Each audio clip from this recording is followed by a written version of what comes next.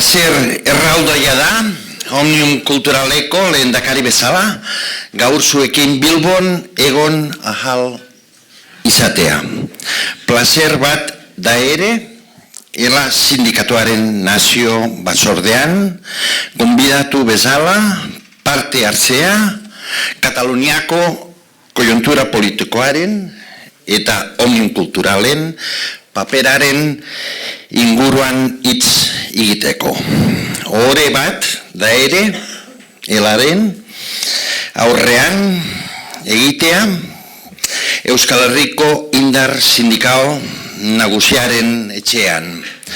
Barkatu mesedez, nire aurkezpen osoa, euskaraz egin ezin izatea. Nahi nukeen bezala, baina hitz horiekin hasi nahi nuen, esker honez, konplizitate sakon eta miresten dudan hizkuntza eta kultura batekiko errespetu adierazgarri gisa. Muchas gracias.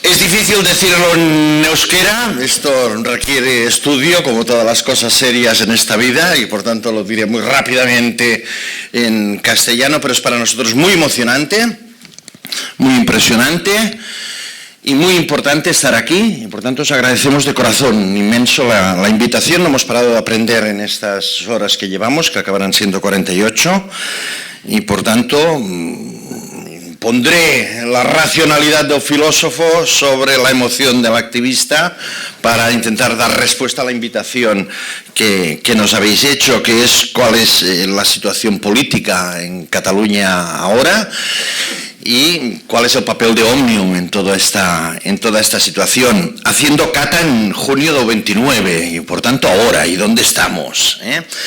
Y os voy a hablar como presidente de Omnium Cultural y por tanto compartiros no tanto hechos como análisis, diagnósticos, interpretación de la situación, del momento actual en lo que para nosotros es un proceso abierto, que es el proceso de liberación y de emancipación de Cataluña y de los países catalanes.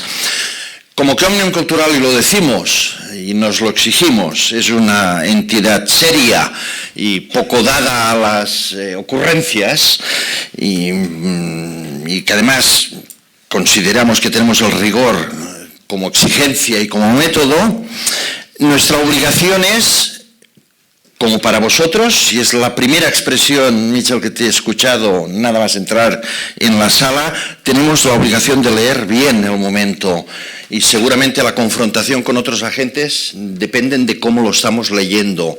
Tenemos la obligación de leer bien el momento para dar respuesta adecuada al momento histórico y por eso, aunque somos una entidad de 63 años que continúa luchando por las mismas cosas, cada momento exige para cada uno de estos aspectos de la lucha ver de qué manera se puede contribuir de acuerdo en un momento. Desde el principio de realidad, que es casi como una ley básica, y es que las cosas son como son.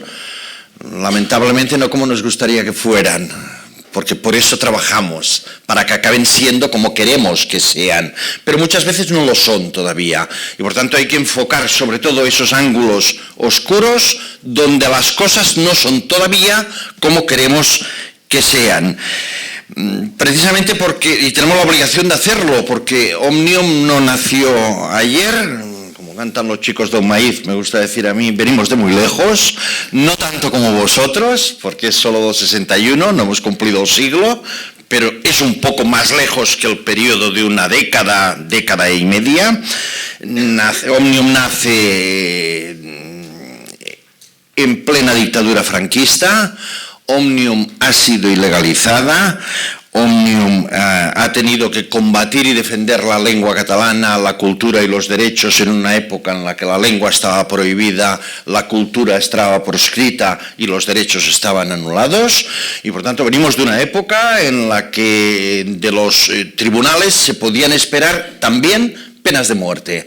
Por tanto, venimos de ahí, no lo olvidamos, de épocas muy duras y que ahora sí podemos tener en Cataluña muchas veces, que somos un poco ciclotímicos, colectivamente, un poco como el Barça, que un día es el mejor equipo del mundo y de la historia y a las 24 horas es un equipo que merecería estar en segunda división, ¿no? Esta ciclotimia del Barça, perdonadme, Aida y Biel, no me lo perdonan, porque son culés compulsivos, pero esta ciclotimia barcelonista, digamos, es un poco también la ciclotimia catalana, ¿no? Y por tanto, la tentación de ver el apocalipsis ante alguna derrota puede contaminar la perspectiva histórica de dónde se viene, de las conquistas que se han ganado y de lo larga que es la batalla en la que en realidad estamos. Òmnium, y por eso también tenemos la obligación histórica de leer bien el momento, de no complacernos en respuestas antiguas para problemas nuevos, a pesar de que sean antiguas de hace 5 años, porque quizás algunas de hace 5 años ya no sirven ahora, por tanto tenemos que actualizar continuamente la respuesta a los problemas que enfocamos, y tenemos esa obligación también porque hoy Òmnium es la principal organización de la sociedad civil catalana y podemos decir, porque es una cuestión cuantitativa, la entidad cívico-cultural con más base social de Europa. Y luego, después, volveremos sobre esto. Y tenemos que leer bien también por una cuestión práctica que afecta a cualquier activista, como a cualquier sindicalista, que es leer bien la situación para poder anticipar.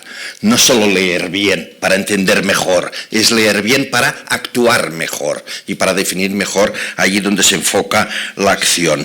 Por tanto, compartiremos análisis, diagnósticos e interpretación concentrados para intentar dar la respuesta de dónde estamos, qué aprendizajes hemos sacado, me lo recordará Michel lo importante que era, los aprendizajes sacados de esta última fase del recorrido que nos lleva hasta aquí y sobre todo a dónde vamos y qué es lo que creemos que hay que hacer y qué es lo que estamos haciendo, porque son respuestas a esos diagnósticos.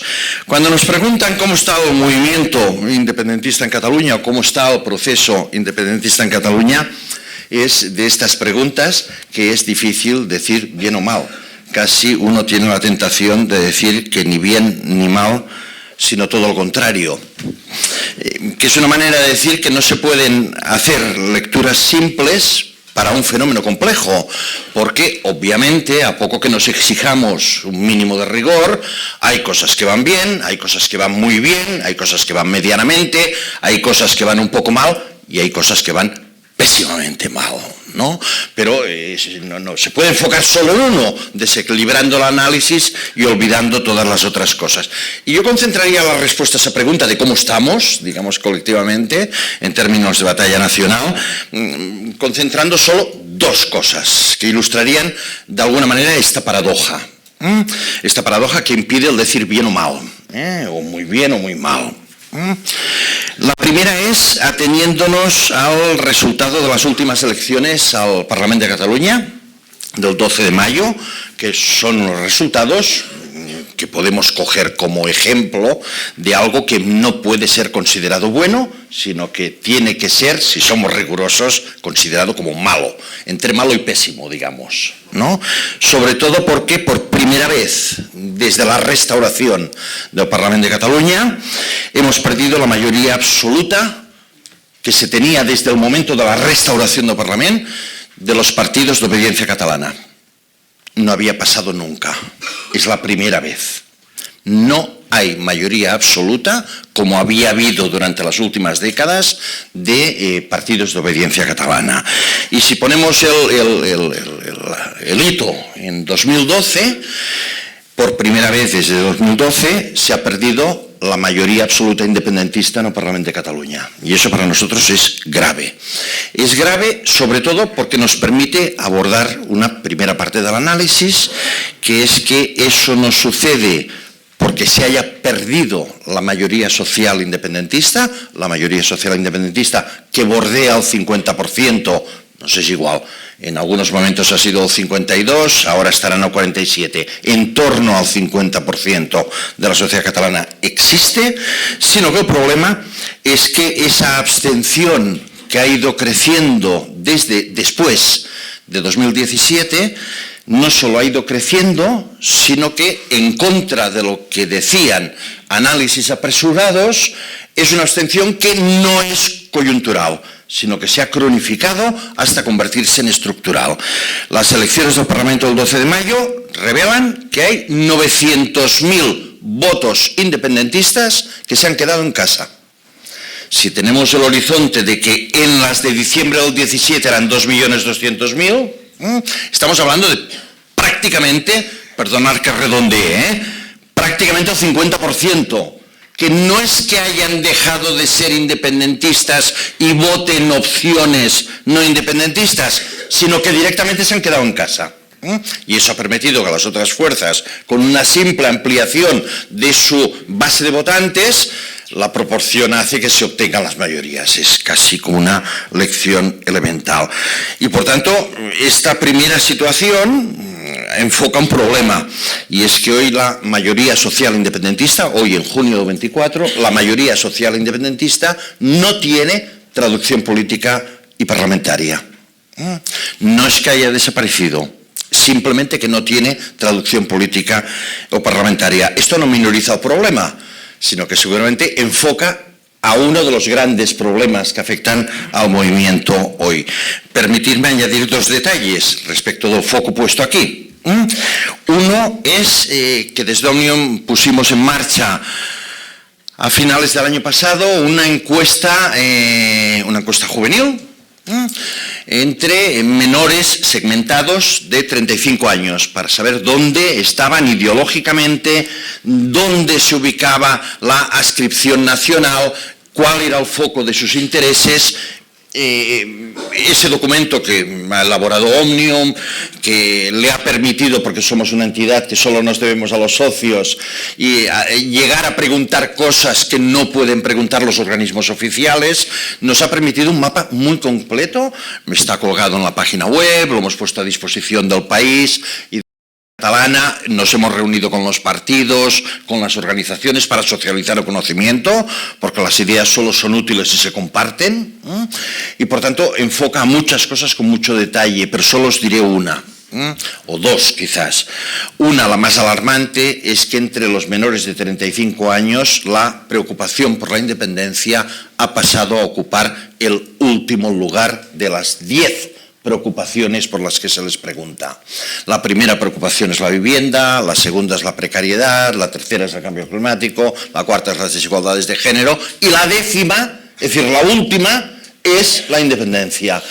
Esto, para una sociedad que aspira a un proceso de emancipación nacional que constate que entre los menores de 35 años la independencia es la última de sus preocupaciones, aquí ya nos tenemos que poner muy serios, porque aquí el problema ya es más gordo, no solo de traducción política. Y apunta alguna cosa que es tan obvia que casi duele de decirlo, ¿no? Que es el resultado de estos últimos años en los que la reivindicación por la independencia ha convertido la palabra independencia en un tótem. En un tótem separada de la mejora de las condiciones materiales y sociales de la población, en un momento que no se ha visto que eso, que fue la razón principal del proceso, que es la expectativa, la ambición de una República Catalana independiente, fuera del anacrónico y obsoleto Estado español, permitiría mejorar las condiciones de vida de la gente, en un momento que eso no ha formado parte de la agenda política independentista, pues es evidente que pasa lo que pasa, que el grueso de las preocupaciones, obviamente porque afectan al día a día, pasan a primer lugar y la independencia convertida en tótem vacío cae en picado en el último lugar porque no se ha conseguido articular la vinculación del proyecto como sí se hizo de 2010 a 2017 a la mejora de las condiciones materiales de la vida de la gente. Y como en Cataluña o los países catalanes como en Euskal Herria pasa igual, es la gente joven por debajo de 35 quien padece más directamente buena parte de todos esos problemas que afectan a todo el conjunto de la sociedad. Vivienda, precariedad laboral, etcétera, etcétera. Ya no estoy diciendo nada que sea distinto. Y por tanto, obviamente, si a eso que más preocupa, porque define las formas de vida, no se vincula a un proyecto político, ni se ve la conexión, pues pasa lo que pasa, digamos, ¿no? Un detalle respecto de ese enfoque y el otro, conocido, pero no puedo dejar de decirlo porque es igual de alarmante, que es la emergencia en estas últimas elecciones del 12 de mayo, con mucha fuerza y por primera vez, de la extrema derecha independentista en el Parlamento de Cataluña. Un fenómeno sobre el que habíamos alertado, venimos alertando desde hace años, venimos trabajando desde hace años desde Òmnium también sobre esto. Todo el grueso de las actividades que ha desplegado la Escuela de Formación Guillem Agulló en Cataluña y en los países catalanes de Òmnium se ha enfocado básicamente a formación antifascista, antirracista y para combatir todo eso, porque ya sabíamos que el nido de la serpiente estaba ahí, como pasa en todas las sociedades occidentales, donde hay crisis económica no resuelta, donde hay problemas de vida, crece el desánimo, crece el populismo, crece la convicción antipartidos, crece el descrédito con las instituciones y crece, porque es una vía de escapatoria, la de las soluciones fáciles a los problemas complejos, que es que la culpa es de este que acaba de llegar. Es decir, una formación de extrema derecha como Alianza Catalana, que es constitutivamente y esencialmente racista y xenófoba, ha obtenido en las últimas elecciones 120.000 votos. Para nosotros es una señal de alarma absoluta que nos ha puesto en movimiento, desplegando aquello que ya habíamos anticipado. Os decía que os iba a plantear una paradoja, y ahora me he puesto en el lado oscuro, digamos, del movimiento. Enfocando lo que serían, y disculpar la simplificación, pero algunos elementos que están situando algunos de los problemas de más calado que tenemos. Pero la paradoja, la lectura no sería justa si nos ofreciera también eso que podemos denominar una paradoja, que es que si enfocamos a otro sitio podemos hacer una lectura que complemente esta. Y la lectura es muy simple, porque además es muy presente informativamente, porque tiene una semana de vida y por tanto la conocéis. Y es que hoy, Xavi, es viernes, ¿no? Hace exactamente una semana, el viernes pasado, celebrábamos la aprobación de la ley de amnistía. Una ley de amnistía que desde Òmnium, que fuimos los primeros que en 2019 pusimos la amnistía como una fórmula política colectiva de poner freno a la represión del Estado, hemos celebrado lo que es indiscutiblemente una victoria política colectiva. En realidad, ahora que no nos escucha nadie, la victoria política colectiva más importante del movimiento independentista desde octubre del 17. No diré que la única, pero digamos que la más importante sin ninguna duda y de manera inequívoca, ¿no? Y además ha sido una victoria política colectiva arrancada al Estado contra su propia voluntad. No es una iniciativa, ni locos que estuviéramos, ni del PSOE, ni de los comunes. Es una iniciativa que no es fruto de la negociación de estas últimas semanas, sino que el movimiento independentista lleva 4 años trabajando por la amnistía. Y el movimiento independentista quiere decir organizaciones de la sociedad civil, quieren decir partidos políticos, quieren decir instituciones. El Parlamento de Cataluña ya aprobó una proposición, una declaración a favor de la amnistía que acabó cristalizando en una proposición de ley de amnistía que los partidos independentistas presentaron el 21 en Madrid y de la ciudadanía movilizada, ¿no? Por tanto, las cosas no surgen porque sí, y a nosotros nos gusta recordar estos días, y son estos momentos de gran satisfacción, que cuando empezamos a hablar de la amnistía en el 2020, todo el mundo nos decía que nos habíamos fumado, ¿no? Que si estábamos locos, que todavía no habíamos aprendido del Estado español, que nunca concedería una amnistía. Pues para gran satisfacción del movimiento independentista, la ley de amnistía la registra en el Congreso no un partido independentista, sino el Partido Socialista Obrero Español y los comunes. fantástico, arrancado al Estado en contra de su voluntad. Aquellos mismos que nos dijeron en el 20 que si estábamos locos, no estábamos locos, sabíamos muy bien lo que hacíamos. Era una respuesta a una represión que cuando lo pusimos en marcha ya dijimos que afectaba a centenares de personas anónimas, a manifestantes, a jóvenes, a gente que no forma parte de organizaciones, no a los 4 nombres que salen cada día en los telediarios. En el 2020 todo el país estaba preocupado por los 9 presos políticos, a los que todos y todas conocéis, y los exiliados. Son 15 personas. La represión no afectaba a 15 personas. Jordi Cuixart desde la cárcel nos dijo, que es cuando empezamos a trabajar por la amnistía, el problema no somos nosotros. Nosotros, quería decir, los 9 que estamos encerrados. El problema son todos estos centenares de personas que por participar en un movimiento están siendo perseguidos penalmente, administrativamente, tienen condenas, tienen amenazas de prisión, tienen condenas de inhabilitación, tienen multas, están en el Tribunal de Cuentas para que los arruinen. El problema son todos estos. Y todos estos no tienen los altavoces de los 9 presos. Por tanto, la amnistía era una voluntad de dar respuesta a esta represión generalizada, que ahora lo podemos decir, porque no nos dedicamos a contar las cosas, puede beneficiar a más de 1.616 personas. Por tanto, estamos hablando de una magnitud que desborda los 3 o 4 nombres que siempre salen en las noticias. Para nosotros esto era muy importante, pero era más importante todavía por otra cosa, porque no era para poner un parche o un freno a la represión. Y aquí podemos hablar en términos estratégicos. Cuando desde Òmnium decidimos poner la amnistía sobre la mesa,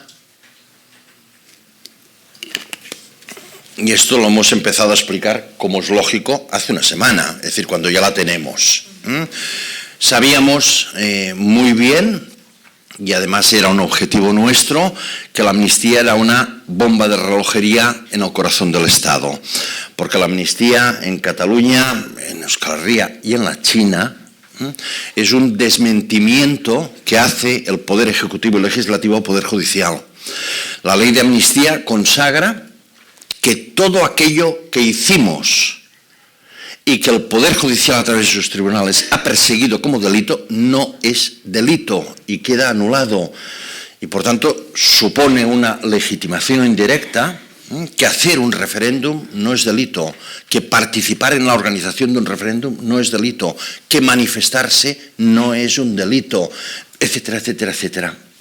Para nosotros era muy importante porque esa bomba de relojería ha explotado en un momento adecuado y por tanto que haya salido en tromba la cúpula franquista del Poder Judicial, el entramado mediático franquista que le da apoyo y los partidos de extrema derecha y de derecha extrema en contra de la ley de amnistía, pues era previsible, porque el Poder Ejecutivo y el Poder Legislativo está desmintiendo al Poder Judicial. Perdonar la maravilla, porque los independentistas estamos mirando desde la grada esto que era lo que buscábamos. El conflicto no es Cataluña-España. El conflicto ahora y en esto queda desplazado al corazón del Estado español. Y perdonar, que se peleen.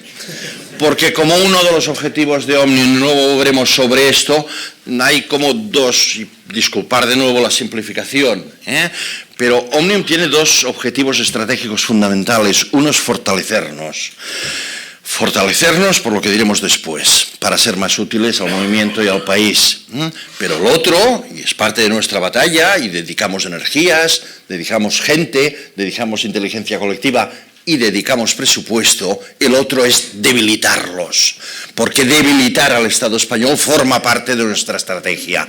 Y la amnistía forma parte de la estrategia del debilitamiento. Allí donde hasta ahora han ido en tromba los 3 poderes del Estado español, legitimando una represión contra Cataluña, como no la había padecido en el caso de Cataluña desde la Guerra Civil, porque alcanza y cae sobre 5.500 personas, allí donde iban en tromba juntitos, aliados, pues ahora resulta que no. Que resuelvan su problema, porque ese problema no es nuestro y porque además, como nosotros hemos dicho siempre, no tenemos ninguna intención de reformar el Estado. Lo que queremos es irnos de este Estado, ¿no? Y por tanto que resuelvan sus problemas de modernización.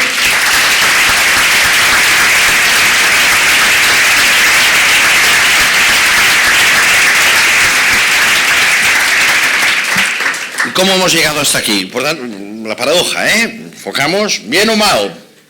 Perdona, siéntate que te contesto, ¿no? Entonces, pues bueno, hay que, ¿no? Por no frivolizar, porque no lo podemos hacer y porque además obviamente es una invitación seria y vamos a dar respuestas complejas, ¿no? Y sois una organización seria y esto exige mucho el matiz con el que se abordan las cosas. ¿Y cómo hemos llegado hasta aquí? No haremos una lección de historia, pero sí que dos pinceladas que creo que son importantes.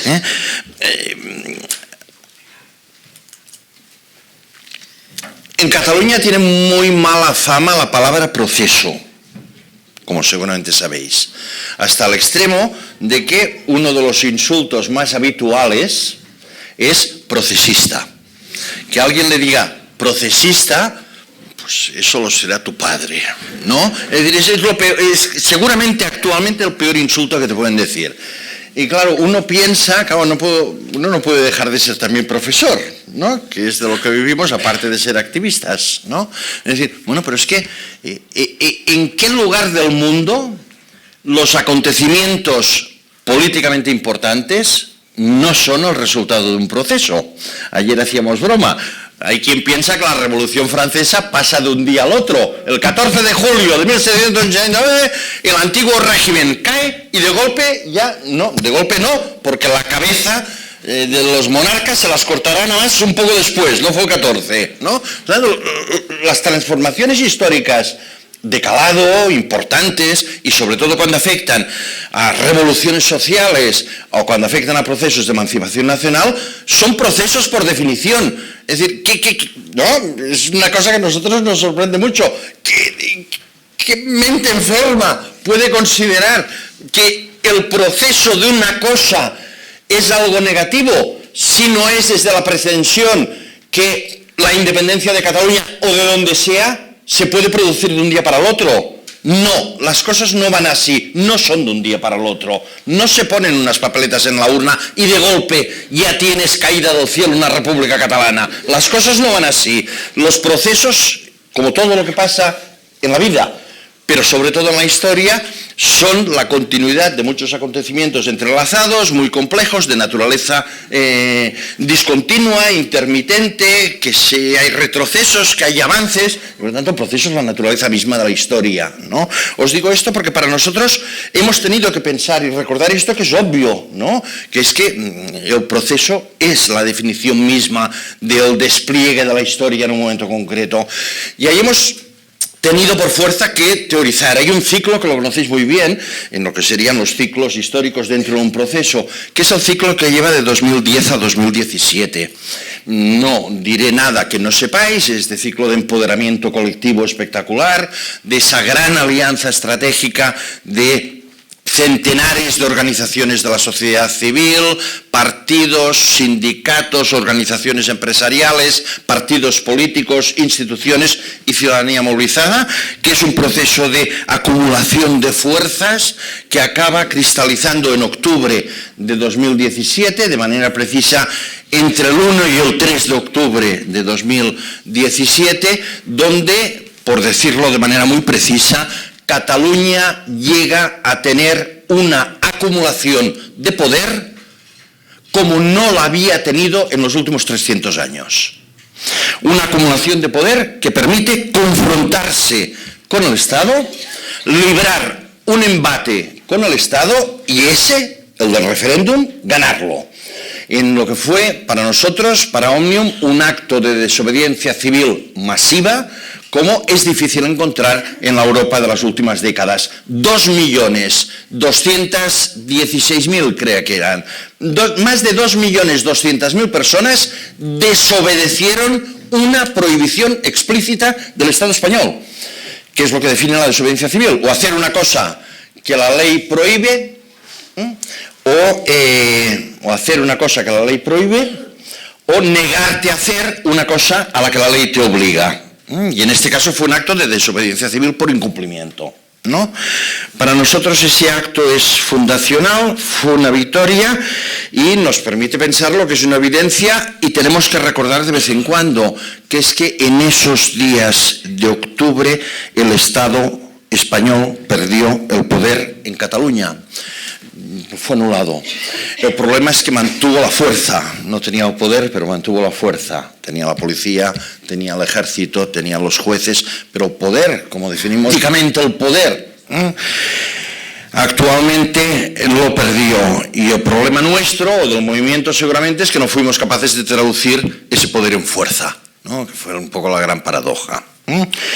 En todo ese ciclo fue un ciclo de éxito, fue un ciclo de acumulación, fue un ciclo, lo decimos, de euforia, casi de borrachera colectiva, casi de provocar dinámicas históricas muy imprevisibles. Lo que pasó entre mediados de septiembre del 17 y finales de octubre del 17 desbordó los planes, las previsiones, un poco todo, fruto de esa aceleración. Omnium jugó en todo este ciclo, del 2010 al 17, un papel central. Omnium no es un partido político, Omnium es una organización transversal desde el punto de vista ideológico. Omnium se parece a la sociedad civil catalana, siempre hemos pensado que la fuerza del movimiento es su transversalidad, y Omnium intenta reflejar esa transversalidad. Durante ese ciclo del 2010 al 17, Omnium contribuye, es nuestro grano de arena, ¿no?, a aglutinar, vertebrar y catalizar a la sociedad civil. Ese fue un poco, de alguna manera, nuestro cometido y nuestra responsabilidad. Decimos 2010 porque 2010 fue la fecha, el 10 de julio del 2010, cuando, en respuesta a la sentencia del Tribunal Supremo Español, al estatuto votado mayoritariamente por el pueblo de Cataluña, lo trinchan, y Omnium convoca una manifestación. Es la primera manifestación de su historia que convoca Omnium, ayer lo recordábamos, a la que se suman más de 1.200 organizaciones y partidos y sindicatos de la sociedad civil de Cataluña. Bueno, ahí empezó nuestro papel. Xavi lo decía, Omnium decidió intervenir en el proceso catalán. En 2010 empieza esta voluntad de una organización que nació para defender la lengua y la cultura, la decisión de intervenir en política, la decisión de intervenir en el país a través de lo que somos, que es una organización de la sociedad civil. El ciclo que sigue al 17 no es tan bueno, como es obvio, pero aquel nos dejó muchos aprendizajes, no solo en lo que conseguimos, sino también en lo que no conseguimos, sobre todo en lo que no conseguimos.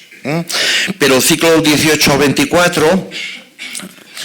nosotros más ajustamos del 18 al 22, pero en el 24 los resultados al Parlamento lo cristalizan, y por tanto permite pensar como una parte del ciclo. Se ha caracterizado por esta represión masiva al Estado español, se ha caracterizado también por una cosa que conocéis y que no perderé ni un minuto, que es la guerra fratricida entre los partidos políticos del movimiento independentista. Junts contra Esquerra, Esquerra contra Junts, la CUP contra Esquerra y contra Junts, catástrofe. Esa situación en la que prácticamente es imposible llegar a acuerdos sustantivos en nada. Lo de la amnistía ha sido para nosotros un modelo de cómo efectivamente cuando se va juntos, preservando la transversalidad, el pluralismo y las diferencias, es posible avanzar, y es posible avanzar extraordinariamente.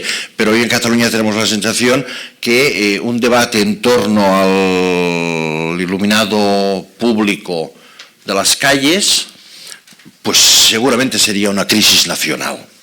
Es decir, cualquier cuestión, por anecdótica que sea, se convierte en una visualización del traumatismo. Ese ciclo se caracteriza por eso, con una cosa que, si nos ponemos teóricos, es negligir o olvidar uno de los principios del Tratado sobre la Guerra de Clausewitz. Dice, no sabemos muy bien cómo se gana una guerra, pero lo que sí sabemos es cómo se pierde seguro. Y la manera segura de perder una guerra es equivocarte de enemigo. Bueno, pues eso lo hemos cumplido a pie de la letra. Digamos, el movimiento independentista se ha dedicado no a enfocar contra el Estado español, que de alguna manera era el objetivo común a combatir, para entretenerse durante estos últimos años en la lucha por la hegemonía táctica, en la discrepancia de objetivos, en la discrepancia de métodos, en la discrepancia de lecturas, en la discrepancia de interpretaciones, pues en el fondo era un problema hermenéutico que entendemos que es el 1 de octubre. ¿Ya se ha hecho el referéndum o tenemos que trabajar por otro? Cisma nacional. ¿Ya se declaró la independencia o no todavía? Sí se declaró, pero no está aplicada. No se declaró, que no se... Era la hermenéutica, las discusiones teológicas del siglo XIII del sexo de los ángeles, aplicados un poco a la discrepancia fratricida. Eso ha provocado lo que nosotros llamamos las 3Ds, ¿no? Mucho desánimo en el movimiento, mucha desorientación, porque no hay un objetivo ni una estrategia compartida, y evidentemente mucha desmovilización. Para Òmnium esa es la clave. Esa es la clave del problema. Eso es por lo que hemos estado también trabajando durante estos años. Aquí lo tenemos que decir, porque es literalmente así, a pesar de nuestros esfuerzos, no solo por interpelar a los partidos para que negociaran, discutieran una estrategia conjunta, sino que también hemos hecho muchos esfuerzos para que eso pasara. Nuestro fracaso en este sentido ha sido, hasta ahora, solo, digamos que total. Y esto me permitiría también deciros un poco qué es lo que hace Òmnium, y qué hacemos Òmnium durante esos años del 18 al 24, y que ahora orienta parte del grueso de lo que queremos y estamos haciendo. Yo a veces digo, ¿quiénes somos Òmnium? Òmnium somos los que ponemos la mesa. Ya se explicaría así, ya estaría, pero quizá eso merezca una cierta explicación. Muriel Casals, que fue la presidenta de Òmnium antes de Jordi Cuixart, como recordaba Xavi, decía una cosa tremenda, muy bonita, pero tremenda, que es que Òmnium, decía, será el último puente que quede en este país, en Cataluña, cuando ya no haya puentes. Hostia, cuando decía esto Muriel, que eran los años de euforia, siempre pensábamos, joder, tía, no seas tan apocalíptica, ¿no? Que vamos muy bien, ¿no? Bueno, pues resulta que ese momento en el que no hay puentes es ahora. Y ese momento en el cual Òmnium es el único puente allí donde ya no queda ningún puente, ya es ahora. A mí me gusta recordar lo del Juego de Tronos, Winter is coming, ¿no? Llega el invierno, no, Winter is coming no, en Cataluña en este tema, Winter is here. Y por lo tanto el momento de los puentes arruinados es ahora. Y ahí juega una importancia estratégica clave el papel de lo que nos define de manera muy banal y muy simple, que es que Òmnium es quien pone la mesa.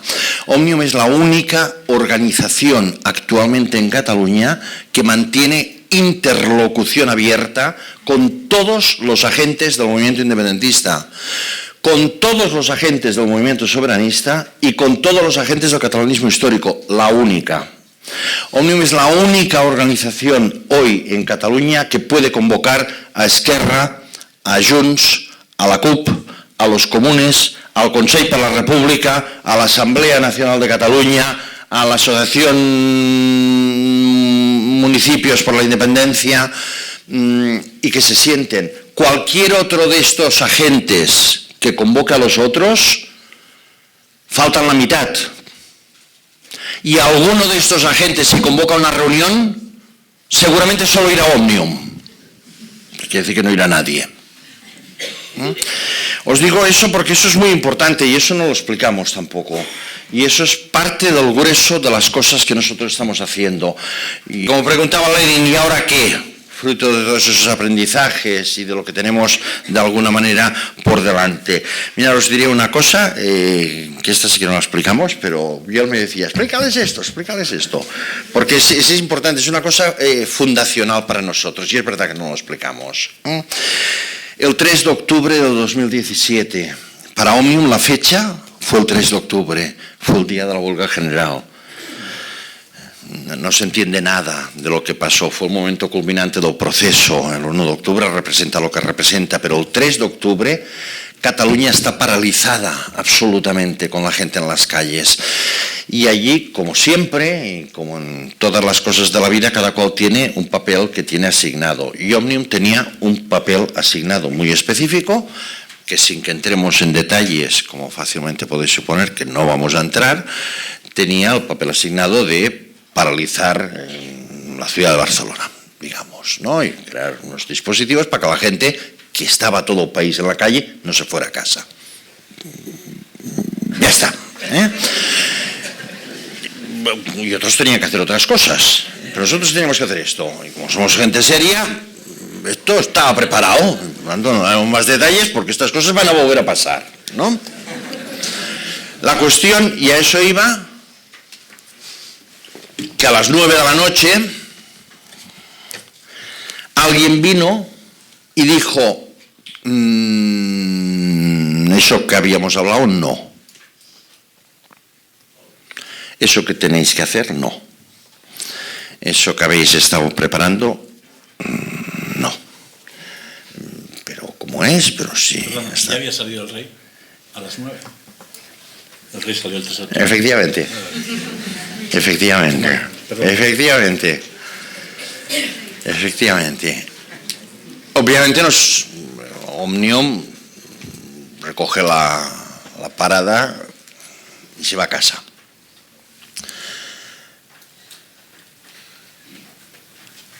Ahí surge algo que para nosotros es un poco difícil de verbalizar, pero que permitirá entender muchas cosas de las que estamos hablando estos días.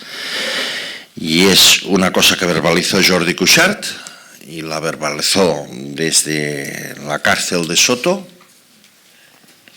que es la próxima vez, porque obviamente habrá próxima vez, a Òmnium no le enviará ni Dios a casa. Esto que puede parecer una, ¿no?, por mis huevos, ¿no?, es una manera de decir que Òmnium en 2017 era mucho, y era una organización importante, y había jugado un papel muy relevante en las movilizaciones hasta el 17. Era mucho, pero no era suficiente. Y por tanto ahí surge la convicción contra cualquier pretensión de autocomplacencia, que por mucho que seamos, eso para lo que queremos hacer no es suficiente. Y ahí surge lo que orienta toda la línea estratégica de la entidad después de 2017, que es fortalecernos, ser más fuertes organizativamente, más fuertes en la vertebración de sociedad civil, más fuertes en base social, más fuertes en formación, más fuertes en preparación para el activismo, más fuertes en resiliencia internacional, más fuertes en seguridad, más fuertes en tecnología. Es decir, en esa sensación de decir, esto no va a volver a pasar, porque para que nos cogieran a todos la policía estábamos preparados, para eso otro no. Eso no va a volver a pasar. Y ahí surge buena parte del grueso de la estrategia de la entidad a partir de entonces. Ayer les decía, en 2017 los partidos independentistas suman 2.200.000 votos.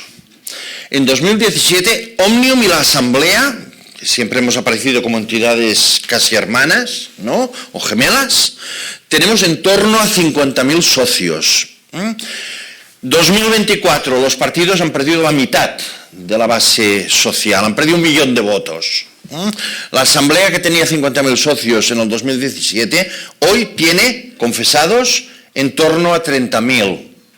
Siguiendo la lógica del movimiento, Òmnium hoy tendría que tener 25.000 socios. Hoy, en 2024, Òmnium tiene 180.000 socios. 180.000 socios. Pagando cuota. 500.000 personas que constituyen nuestra comunidad. Cuando esta señora activa el mail, llega a 500.000 personas. Gente, muchos, que no son socios, que no pagan cuota, pero que en la campaña por la amnistía firman nuestros actos, dan donativos a la campaña contra la monarquía, que nos permitió denunciar al Borbón a Suiza. Toda esa gente, que muchos no son socios, son 500.000 de personas.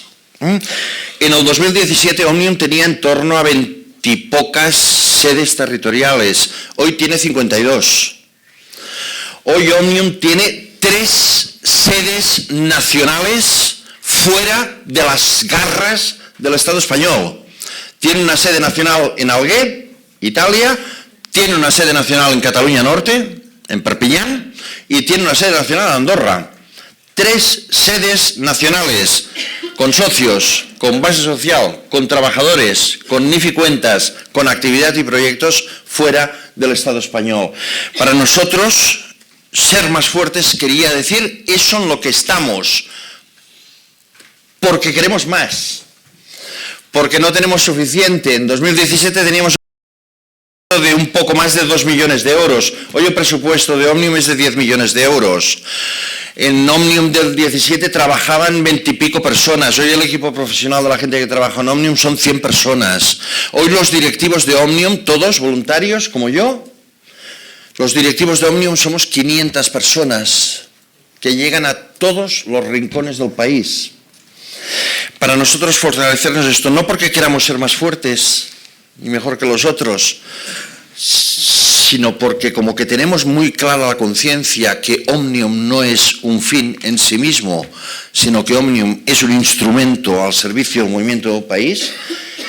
Tenemos y queremos ser más fuertes, más organizados, más decisivos, con mayor impacto social, con mayor capacidad de incidencia política, porque queremos ser útiles al movimiento y al país. Y por tanto es esta convicción de fortalecernos no para nosotros. Nosotros dejaremos de estar donde estamos. Es un instrumento que ha de servir para aquello para lo que en el 61 se creó, que es para defender la lengua catalana, la cultura y el país. Y hoy defender al país es defender derechos civiles y políticos, defender la cohesión social, luchar contra la desigualdad, crear la cohesión con un pueblo como el catalán, hoy absolutamente diverso, en procedencia ahora ya global, y trabajar con eso. Para nosotros eso ha sido una estrategia fundamental y esa es nuestra aportación al ¿y ahora qué? Cuando os digo que ponemos la mesa, claro, una mesa con estas condiciones, joder, es una mesa bonita. Es decir, hoy Òmnium puede convocar y ejercer incidencia política, porque tiene detrás todo esto que os digo. No es solo una entidad que nació en el 61 para dar cursos de lengua catalana cuando estaba prohibida, o para editar en catalán, sino que hoy Òmnium es eso que permite que se puedan hacer algunas cosas que solo son posibles por la fortaleza construida de la entidad con la que queremos seguir trabajando. Y el complemento, que tiene que ver con los aprendizajes, que es el análisis de lo que nos faltó, todo eso fue maravilloso, pero hay mucha gente que habla del 1 de octubre del 2017 como cuando una persona en una residencia recuerda el polvo de los 18 años. No discutiremos que eso fue extraordinario, pero, joder, digo lo del 1 de octubre, ¿eh?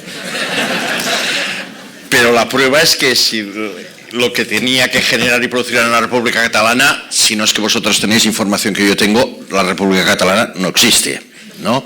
Y por tanto, está muy bien, ¿eh? Pero miramos un poco adelante para completar eso que no pudimos completar.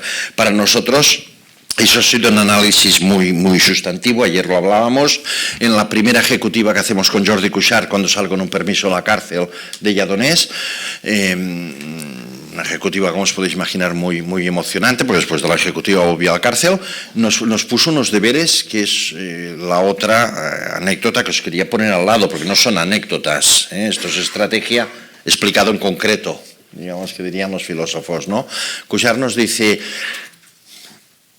Es que además he buscado los papeles para decirlo exacto. ¿Qué nos faltó? El silencio que hay es el silencio que provocó en la ejecutiva. Que decir, Jordi, ¿de qué estás hablando? No, que ¿qué nos faltó? ¿Qué nos faltó en el 17? ¿Qué nos faltó? ¿Qué no tuvimos? Y claro, lo tuvo que desarrollar, ¿no? Desarrolla, Jordi, desarrolla, ¿no? Porque si no, no. Claro, el análisis, lo que nos interpelaba era decir, oye, dejaros del 17, o solo volver al 17 para mirar que no tuvimos. Y no hagáis esto que está haciendo todo el mundo, porque ya estábamos a primeros del 20, era justo antes de la pandemia, enero, febrero del 20. Aquello en lo que estaban todos, que era echarse las culpas mutuamente. No, la culpa es de aquel, que dijo que tendría no se sabe qué y no lo hizo. No es que vosotros dijisteis que, pero eso, no, frente a eso, la culpa es del otro. Olvidaros de esto, que esto es muy infantil, y que no tuvimos nosotros. ¿Qué teníamos que tener nosotros y no tuvimos? Es decir, ¿en qué fallamos como sociedad civil? Porque hay una constatación que entonces quizá no era todavía evidente, es que nos pensamos que éramos más fuertes de los que en realidad éramos, ¿no?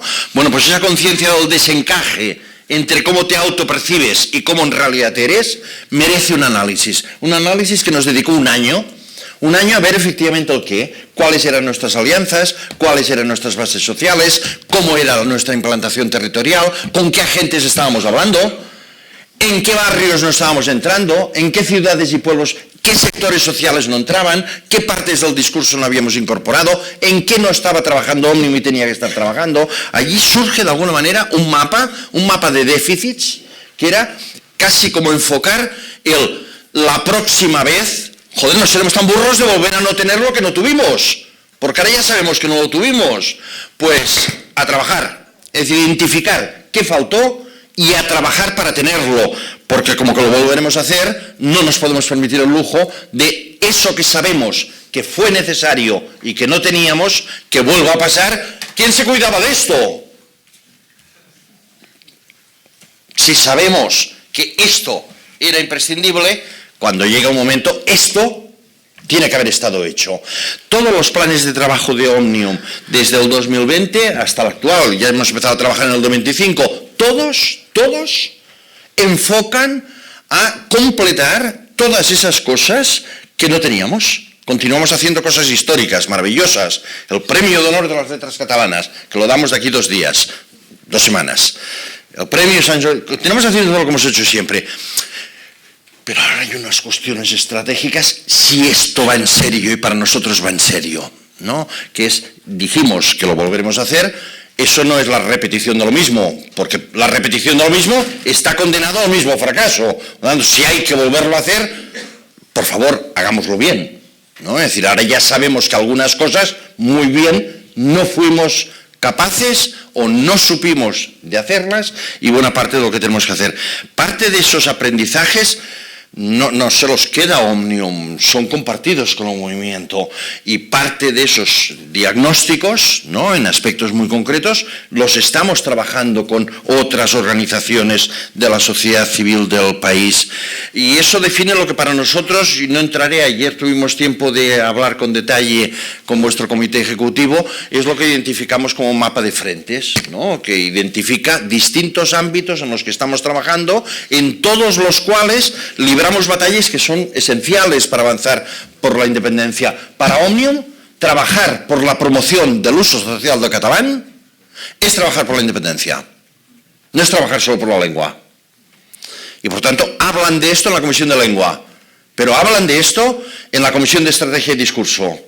Y hablan de esto en la Comisión de Derechos Civiles y Políticos. No es un tema de los lingüistas, ni de los profesores o las maestras de lengua. Porque la batalla por la lengua es una batalla que contribuye a la cohesión social. Amigo. Y ahí empiezan cosas más importantes. En una sociedad fracturada, en una sociedad que históricamente había utilizado la lengua también como instrumento de arraigo, de incremento del sentido de pertinencia, etcétera, etcétera, ¿no?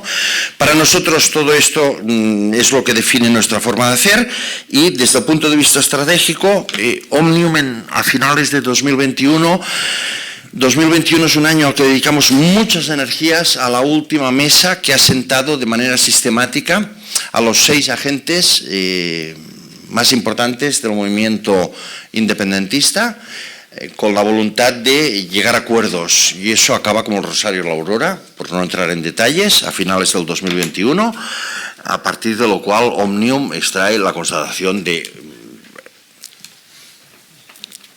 así ya no. Así ya no. Perder tiempo no vamos a perder, no vamos a estar 3 años discutiendo sin capacidad para llegar a acuerdos. Y Òmnium, por primera vez en su historia, cierra la mesa.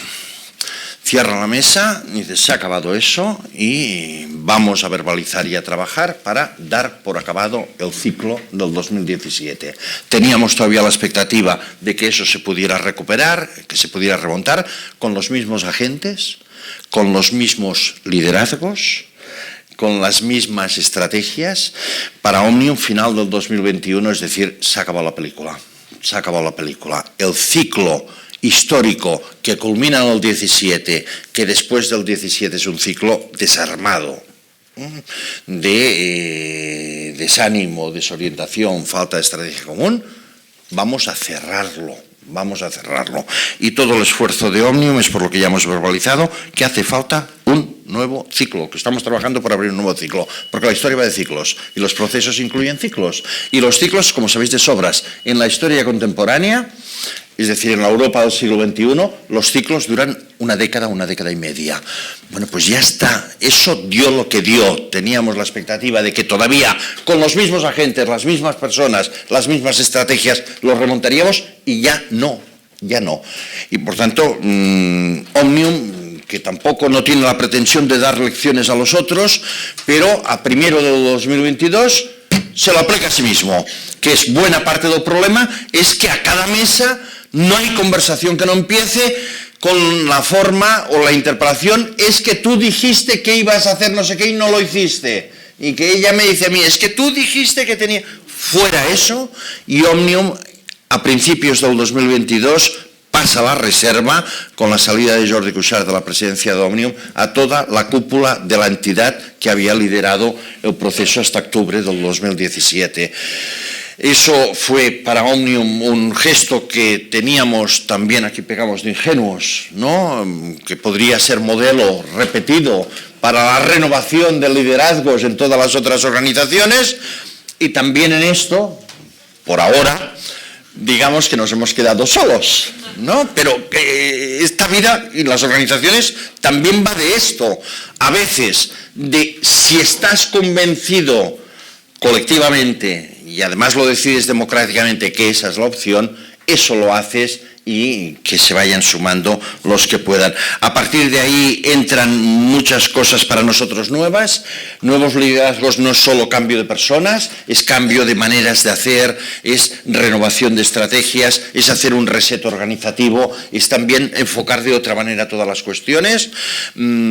Para que os hagáis un poco una idea, de aquí creo que son 3 semanas, tenemos una asamblea general de socios, renovamos media junta, la junta directiva, que la nuestra es de 30 personas, que saldrá de las elecciones de ahora 3 semanas, 1/3 de la junta directiva es menor de 40 años. Para nosotros esto es una renovación absoluta en una entidad como Òmnium, en la que la media más bien era de mi edad, por decirlo rápidamente, y por tanto esa renovación afecta también un poco a la construcción de liderazgos de futuro.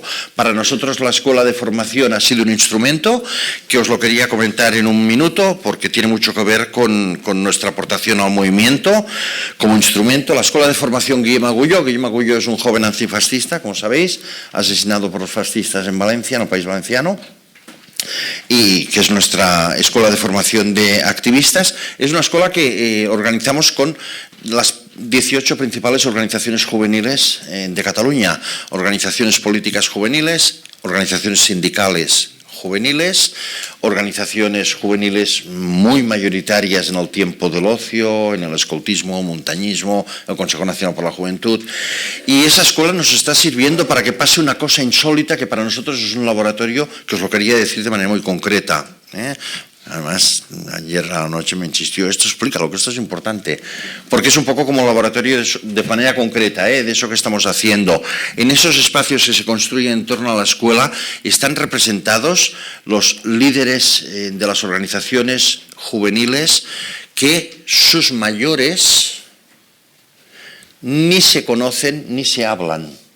Están no solo formándose juntos, están discutiendo juntos y juntas, están trabajando juntos y juntas, están tirando adelante iniciativas juntos. Tener, como pasó una vez en el despacho, sentados en la misma mesa, responsables de las JNC, que es las Juventudes Nacionalistas de Cataluña, o sea, las Juventudes de Junts, o de la antigua Convergencia, para entendernos, al lado de las Juventudes de Arran, que es del ala, digamos, la organización juvenil dura de Endavant y por tanto de la CUP, junto a la Juventud Republicana, junto a las bases de UGT, las bases de la Intersindical.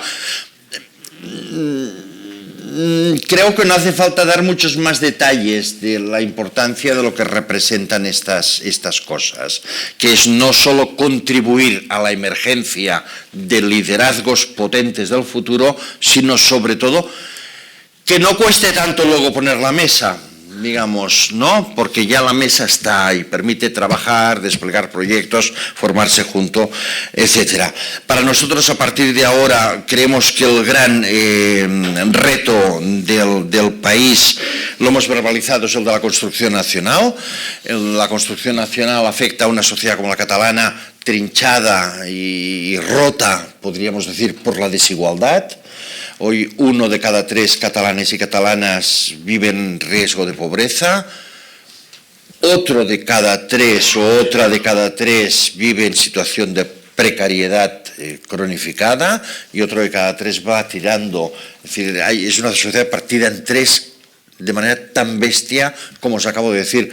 Para nosotros trabajar por la cohesión social es un reto que se puede verbalizar y disculparme de manera muy expeditiva, que es ¿qué país queremos que consiga su libertad si no es libre su gente? Es decir, si no tiene resueltas esas cosas. Para nosotros la desigualdad y la precariedad, y tú lo enfocabas en la intervención en la que he entrado, también es un problema, como es un problema, es un reto abordar la diversidad sociológica del país. Hoy, de los 8 millones de catalanes y catalanas, 2,5 millones, 2,5 son nacidos fuera de Cataluña. Y Cataluña, y esto no es un fenómeno nuevo, en Cataluña el fenómeno migratorio es un hecho estructural desde hace 150 años y desde Òmnium, y esa es también nuestra apuesta al movimiento y al país, es decir, no vamos a trabajar, que ya lo estamos haciendo, solos en esto, porque nuestro reto es involucrar a organizaciones, partidos, sindicatos de la sociedad civil a tirar por ahí.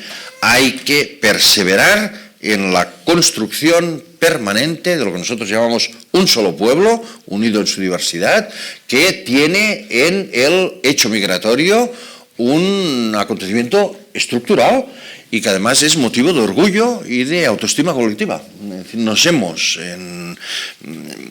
definido lo que somos, justamente podido interpelar, por supuesto a finales del 19, pero sobre todo en la inmigración de los años 60, al final del franquismo, de gente que venía de Almería, de Cuenca o de La Coruña, que se sintieron interpeladas a la construcción nacional.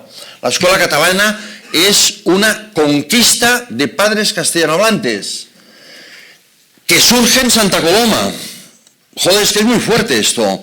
Y es un poco la interpelación de decir, no es que el reto que tenemos ahora como país es que ya no son de Almería, de Cuenca o La Coruña, es que son de Pakistán, de la India, de Argelia, de Egipto, de Mozambique, del Senegal, de Venezuela o de México, pero no pasa nada, porque el país, Cataluña, se ha construido entendiendo que el fenómeno migratorio es estructural. Me pongo con un poco de énfasis porque, claro, la presencia de los 120.000 votos de extrema derecha, como os podéis imaginar, para nosotros nos es igual que sean independentistas, nos es absolutamente igual, no los contabilizamos en nuestras mayorías, es decir, no vamos a construir país con esta gente, no es el país que queremos construir, el de un 120.000, no diría 120.000 votos xenófobos, pero sí un partido xenófobo y racista, sino que nuestra estrategia es otra.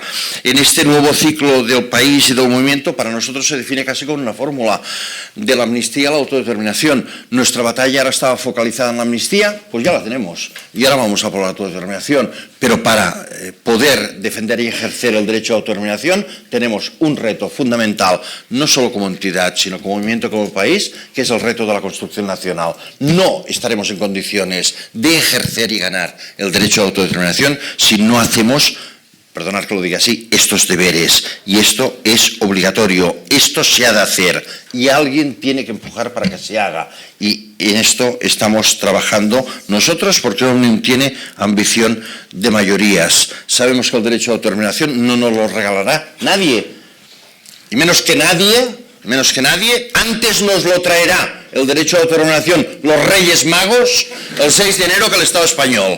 Por lo tanto, no nos regalarán nada.